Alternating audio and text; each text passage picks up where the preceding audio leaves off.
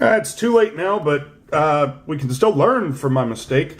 What's really going on, Pez collecting fans? Josh the Pez Guy here on the Pez Book channel. Do me a favor, leave me your questions, comments, concerns, any and everything down below. Now then, these are the pointy ones. Those rounded ones, those are really hard to find. They really are. So I was going through a bunch of PEZ dispensers, and I had some European ones with melted candy I was taking off the card. And I should have left this one on the card, even though the candy was melting and everything.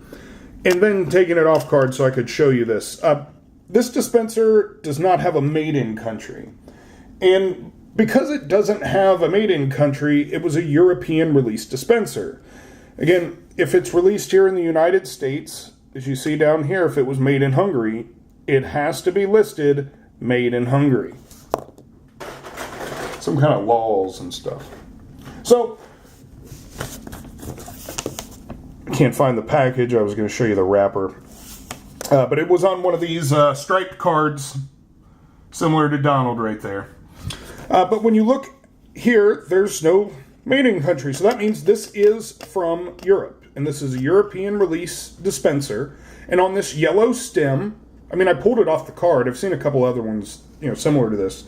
The Tasmanian Devil on this bright yellow stem. 4.9 patent, no made in country on the card. So that means this is a legit dispenser. Now remember, the European market is completely different from the United States market. There are two different companies making different items, so there are going to be different variations.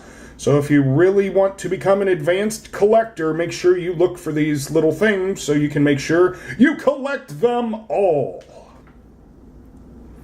So until next time...